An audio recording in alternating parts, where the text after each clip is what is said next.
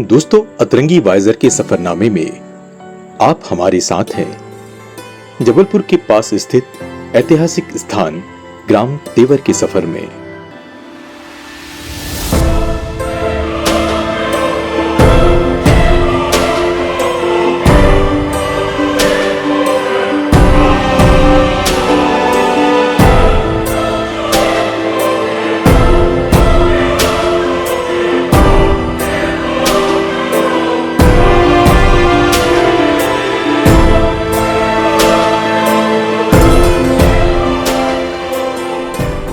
अनेक किंवदंतियों और किस्से कहानियों के साथ हम इस यात्रा में अपने अगले पड़ाव की ओर बढ़ रहे हैं। तेवर एक अनकही कहानी भाग 2 के साथ।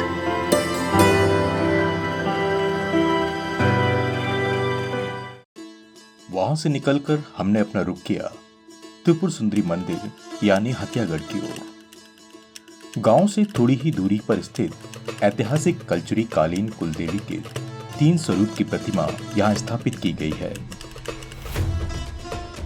यहाँ पर ऐसा माना जाता है कि कलचुरी कालीन चेदी राजवंश के महाप्रतापी राजा कर्ण अपनी कुलदेवी मां त्रिपुर सुंदरी का नित्य पूजन किया करते थे और पूजा अनुष्ठानों के उपरांत देवी के आशीर्वाद स्वरूप उन्हें 1.25 मन सोना प्रतिदिन प्राप्त होता था।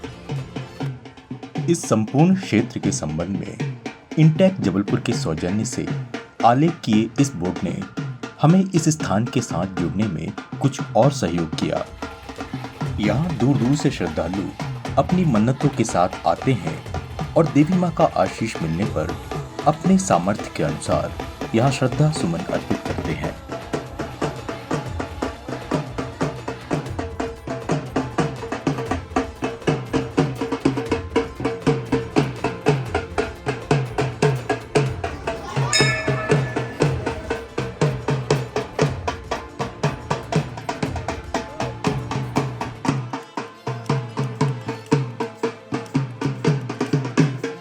ये महाराजा कर्ण की कुलदेवी हैं। महाराजा कर्ण की कुलदेवी हैं।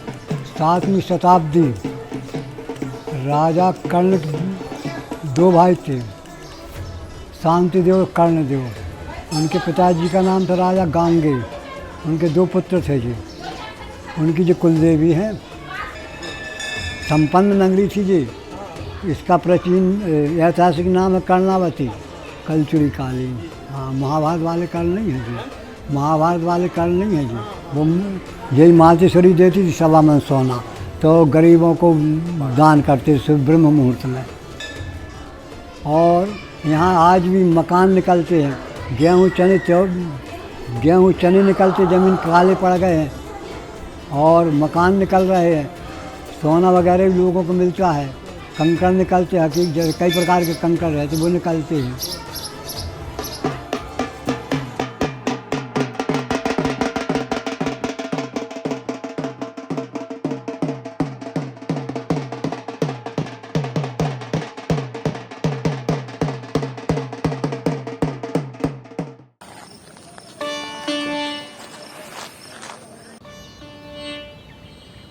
मंदिर से कुछ और आगे जाकर हमने वह स्थान देखा जहां पिछले दिनों आर्कियोलॉजिकल सर्वे ऑफ इंडिया ने खुदाई की थी। कहा जाता है कि इस स्थान पर कभी एक महल हुआ करता था, लेकिन अब समय के साथ ऐसा कोई भी प्रमाण यहां मौजूद नहीं है। हाँ, जगह जगह बिखरे पड़े पत्थरों पर कुछ आकृतियों को देखा जा सकता है।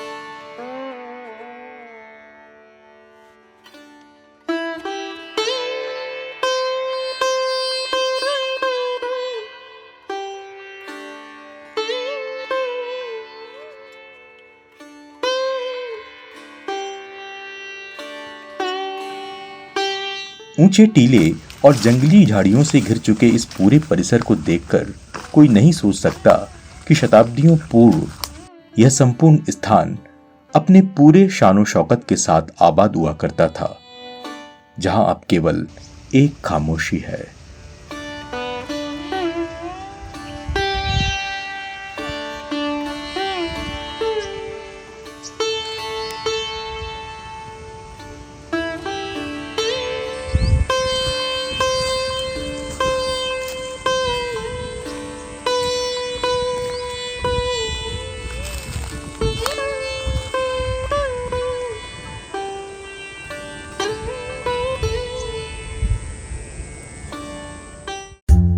इसके पश्चात हमारा अगला पड़ाव था मंदिर से वापस मुख्य मार्ग की ओर आने के रास्ते से थोड़ा नीचे उतरकर पड़ने वाला स्थान करणबेल।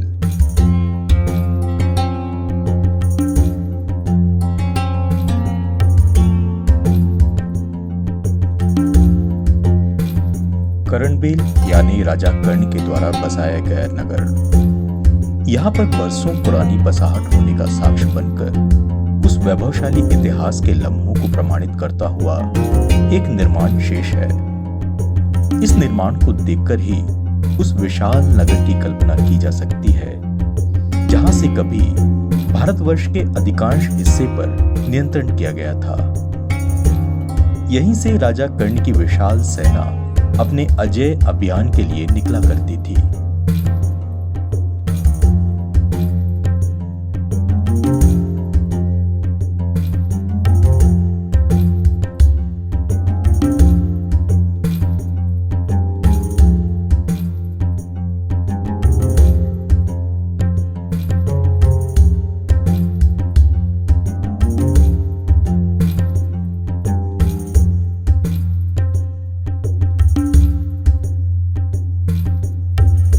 यह संपूर्ण भूभाग जाने ऐसी कितने ही घटनाक्रमों के साथ एक विशाल साम्राज्य के काल कवलित होने का मूक साक्ष्य है।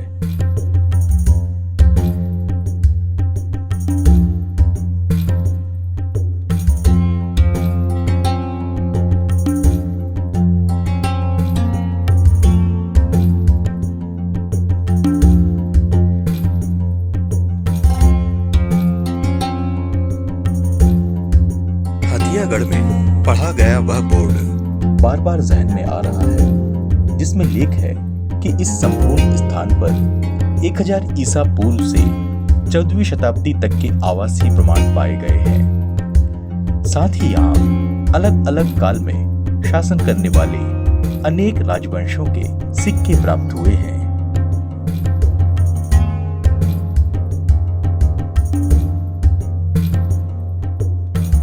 इतिहासकारों की प्रामाणिकता प्राप्त अभिलेख एवं उस काल के सिक्के होते हैं, क्योंकि किस्से कहानियों और ढेर सारी किंवदंतियों से हम केवल वर्षों से चली आ रही बातों को ही आगे बढ़ा सकते हैं। इसलिए हमने तय किया कि ऐतिहासिक तथ्यों और इतिहासकारों की नजर में तेवर और उसके आसपास के क्षेत्र की महत्ता और कलचुरी साम्राज्य की विशालता और संपन्नता के स्वर्णिम इतिहास को और करीब से देखने और जानने का।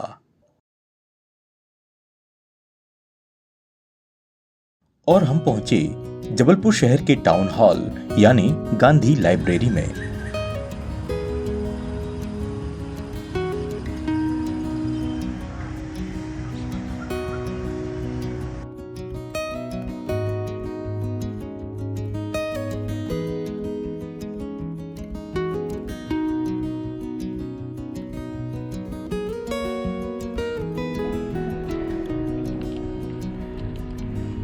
जहां इतिहास के पन्नों में हमने तेवर को खोजने की कोशिश की और हमें कुछ ऐसा मिला जिससे तेवर और उसके इतिहास को देखने और समझने का हमारा नजरिया ही बदल गया।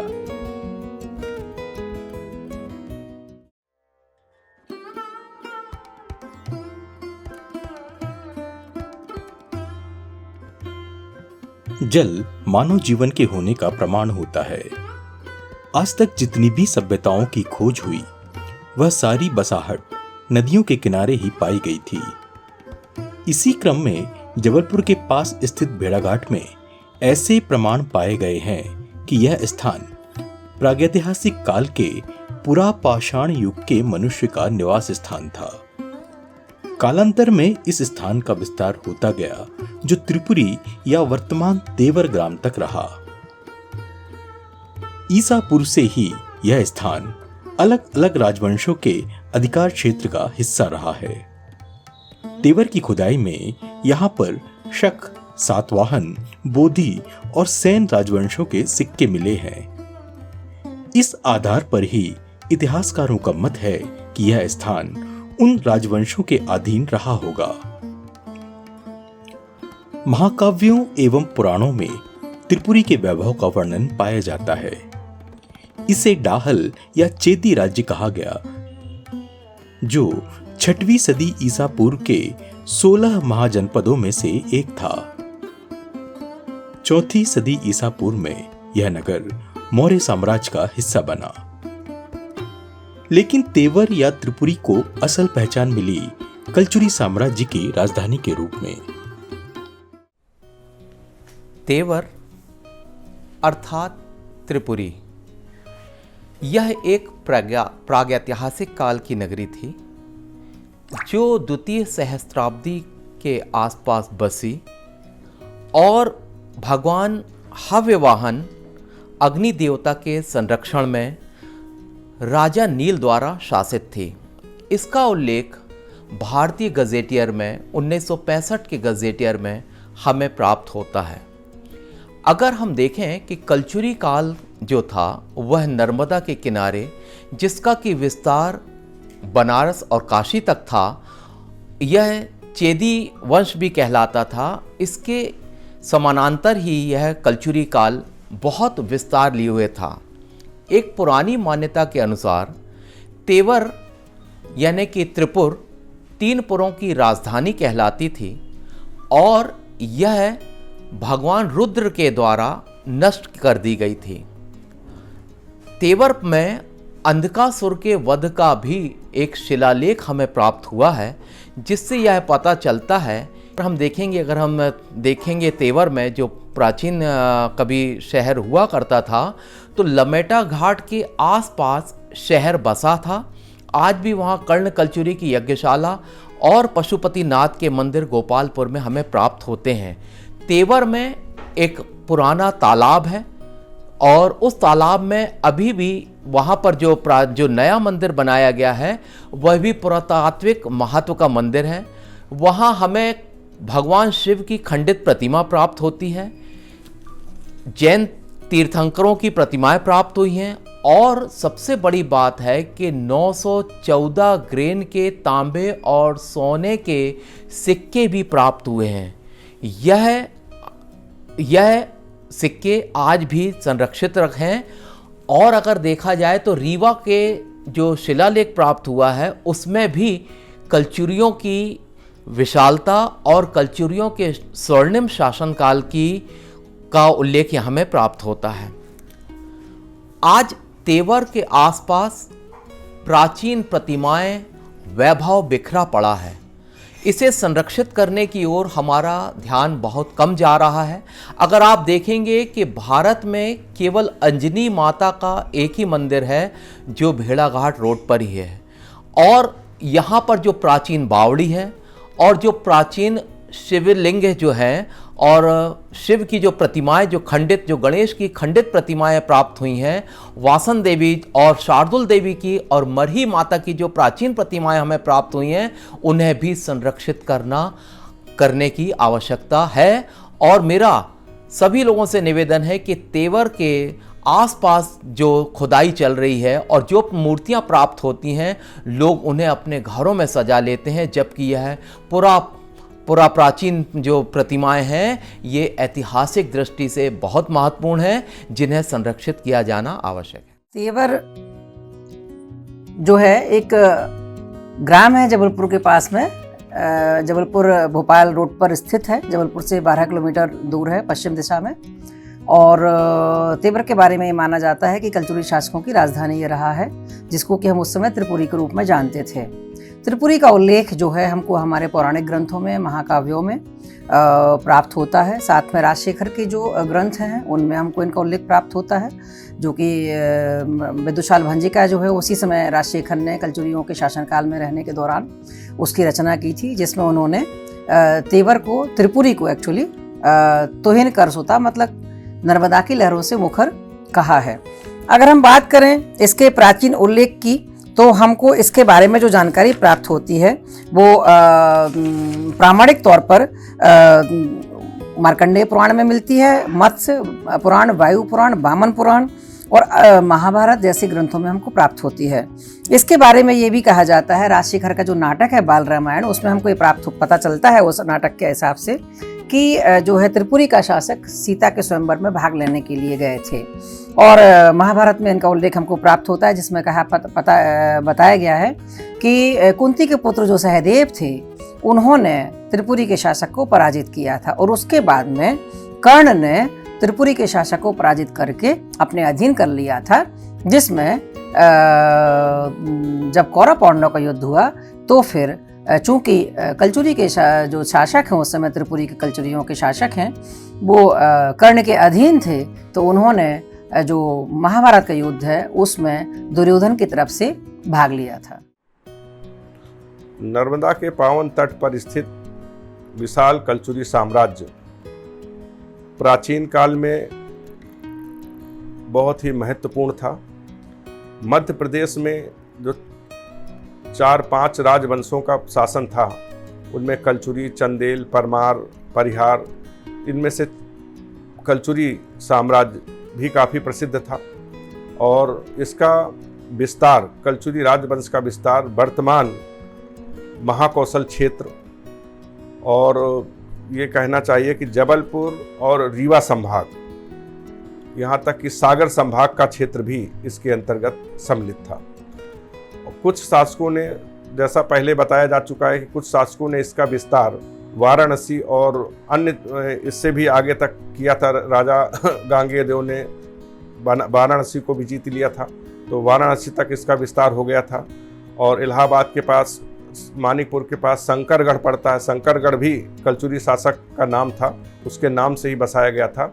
तो इससे ये पता चलता है कि साम्राज्य दूर दूर तक विस्तृत था। और त्रिपुरी यानी वर्तमान जो तेवर है वो इसकी राजधानी थी। तो इस प्रकार से भारतवर्ष का एक प्रमुख राजवंश था कलचुरी। कलचुरियों की यद्यपि अनेक शाखाएं हैं, परंतु उन सभी शाखाओं में जो त्रिपुरी के कलचुरी थे वो अधिक प्रसिद्ध हैं। कलचुरियों के काल में कला और साहित्य का भी बहुत विकास हुआ। कलचुरी शासक, यद्यपि अधिकतर कलचुरी शासक शैव उपासक थे, पर कुछ वैष्णव भी थे, परंतु इन लोगों ने जैन, बौद्ध, शैव, वैष्णव, शाक्त सभी धर्मों का विस्तार किया, विकास किया। और सभी धर्मों की मूर्तियां इस क्षेत्र से प्राप्त होती हैं। कलचुरी तेवर से प्राप्त बहुतायत प्रतिमाएं रानी दुर्गावती पुरातत्व संग्रहालय जबलपुर में संग्रहित हैं। इसके अलावा कुछ प्रतिमाएं यहाँ से प्राप्त भारत के अन्य संग्रहालयों में, जैसे नागपुर, इलाहाबाद और सागर, भोपाल आदि में भी संग्रहित हैं।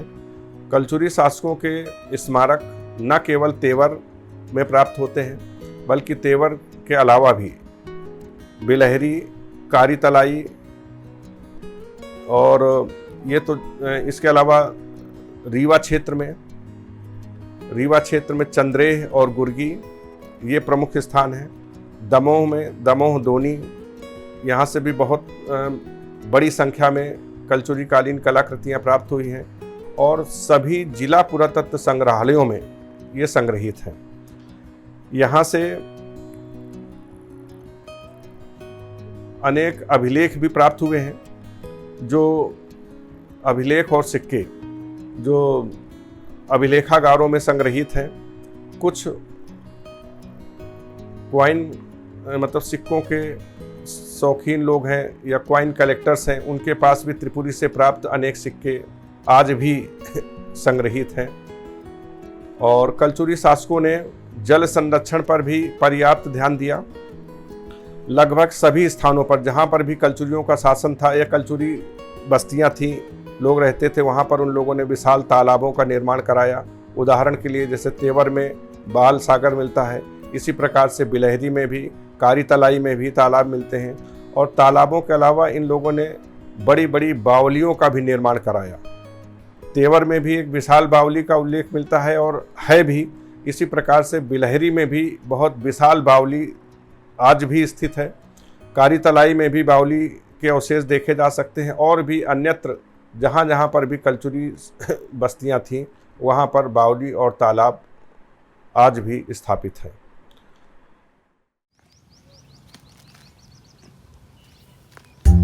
ये कलचुरी आखिर कौन थे और कहां से आए थे?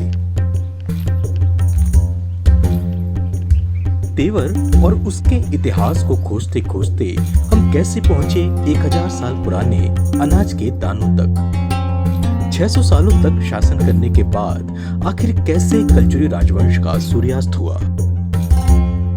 हम इन सारे सवालों के जवाब खोजेंगे अपने अगले भाग में।